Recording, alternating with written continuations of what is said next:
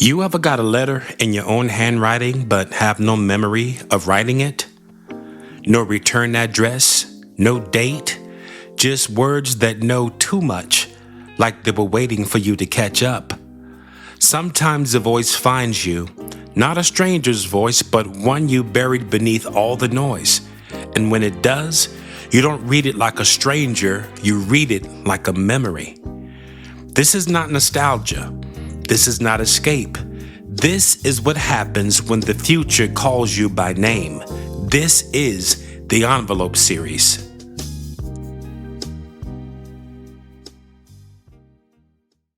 There was a time when I used to think I needed saving.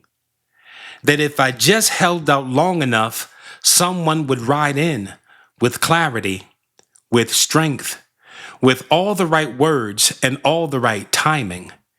And maybe they'd hand me a meal plan, or drag me to the gym, or say something so profound I would never touch sugar again. But here's what I know now. The cavalry ain't coming, and maybe they never were.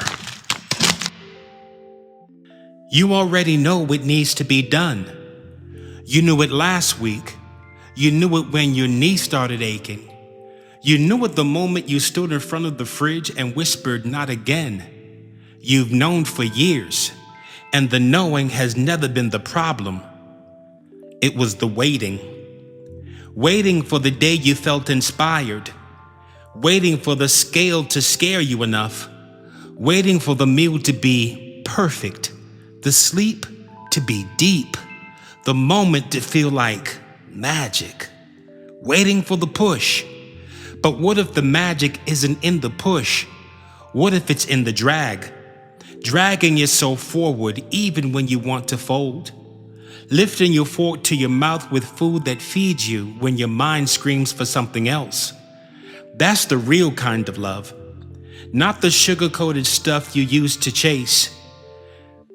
Not the silence you wrapped in the name of peace. Not the thing that made you feel full for 5 minutes and left you starving for 5 days. That was never love. That was longing dressed up in frosting.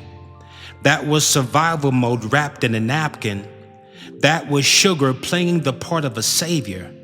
But the real you, the one writing this letter, knows better now. Because love doesn't leave you empty. Love doesn't demand you disappear to feel good. Love doesn't call you back into the same cycle and promise different results. You called it love because it was easier than calling it what it really was. A stand-in, a substitute, a story you kept telling so you wouldn't have to tell the truth. The truth is that you are the one. You are the one who gets up, who keeps walking, who keeps choosing, not perfectly, but on purpose. And when the cravings hit, when the voice in your head says, "Just this once, you'll remember," you already know what you need to do. Now you just have to do it. Not forever, not flawlessly, just today. That's where the power is, and you've always had it. Love, the version of you that can't wait for you to catch up. I called it love because it comforted me, because it felt warm and soft and familiar, because I didn't have the words yet to call it a lie, but I got them now. Next week's letter, we talk about the days I almost believed I could have them both, my healing and my habits, my breakthrough and my comfort. Next week's episode 34 is for the ones who know you can't move forward while holding on to the very thing that keeps pulling you back.